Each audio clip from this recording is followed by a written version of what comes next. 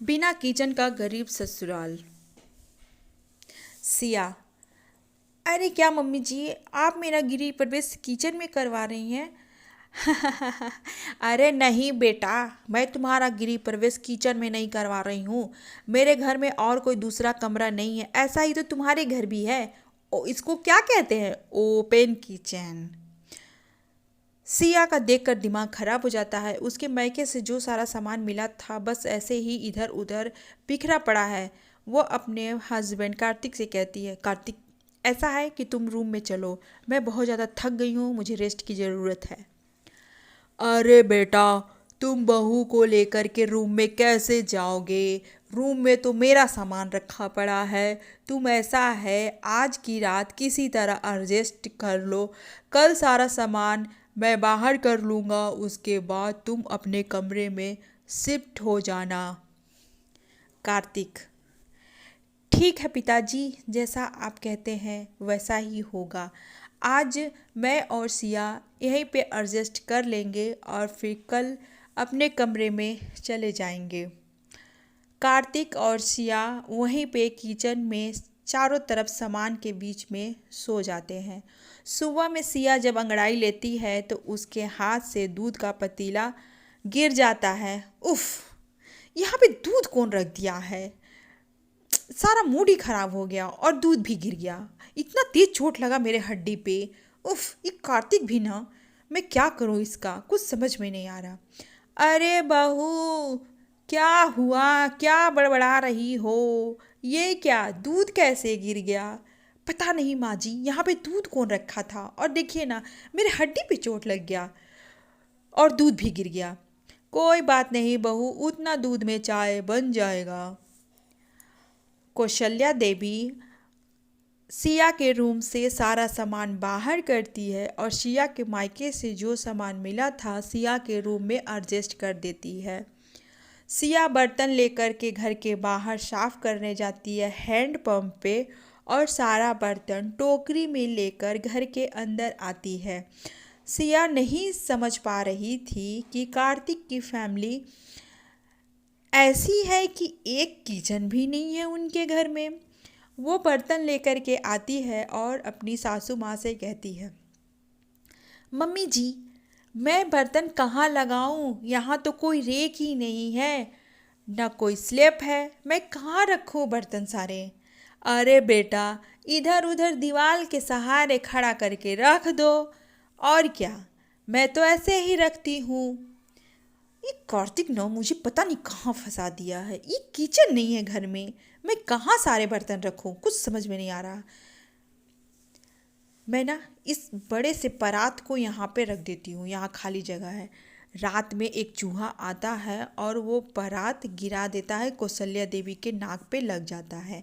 कौशल्या देवी चिल्लाकर उठती है, अरे मेरी नाक टूट गई, अरे यहाँ पे बर्तन कौन रख के गया था? उसकी आवाज़ सुनकर सिया और कार्तिक दोनों रूम से बाहर आते हैं और सिया बहुत तेज से हंसने लगती है।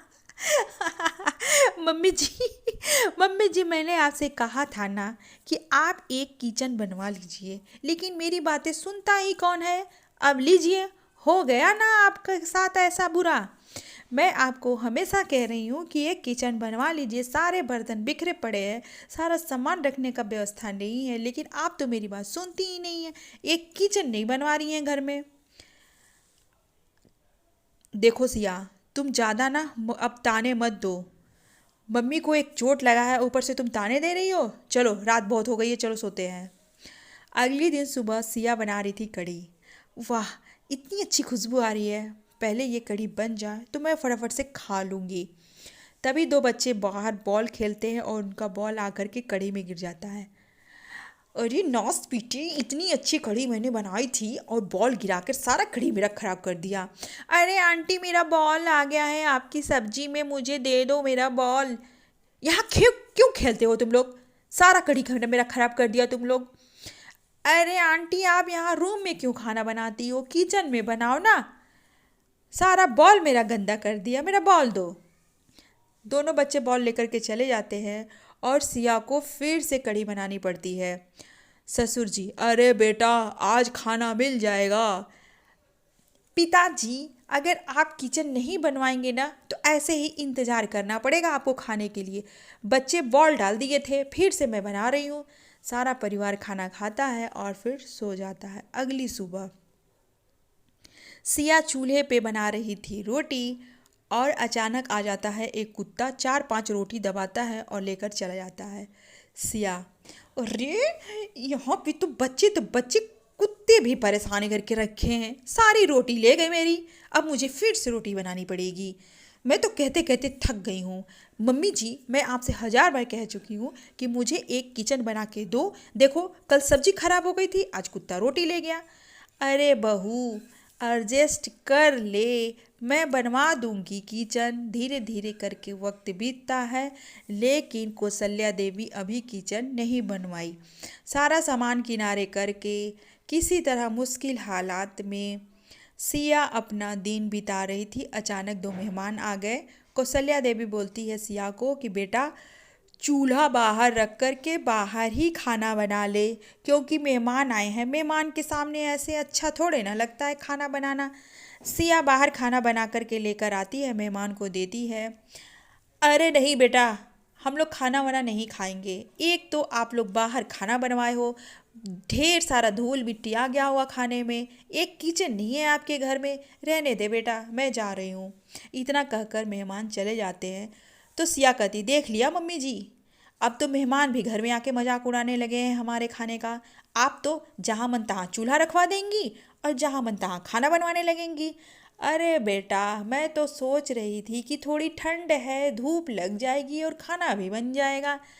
ऐसा है, मैं अब किचन के बारे में सोच रही हूँ, लेकिन उतने पैसे नहीं हैं हमारे पास। धीरे धीरे करके वक्त बीतता है और शिया एक दिन बाहर चूल्हे पे खाना बना रही थी। तभी अचानक उसके मम्मी पापा आते हैं।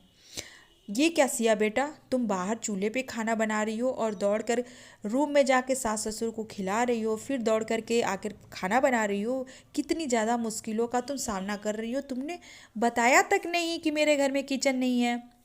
अरे अरे मम्मी, ऐसी कोई बात नहीं है, हम लोग अभी व्यवस्था में। कार्तिक कह रहे थे कि कुछ दिन लगेगा तो किचन बन जाएगा। आप चिंता मत करिए मम्मी पापा, कुछ दिनों के बाद हम लोगों का भी एक अच्छा खासा किचन बन जाएगा। नहीं नहीं बेटा, तुम इतने कष्ट में हो, मैं कैलाश जी से जा रहा हूँ, बात करूँगा इस बारे में। अरे अरे, नमस्ते समधी जी, नमस्ते समधन जी।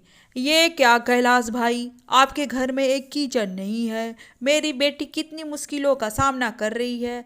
अगर कोई परेशानी है तो मुझे बताइए, मैं आपके घर में किचन बनवा देता हूँ। अरे नहीं भाई साहब, ऐसी कोई बात नहीं है।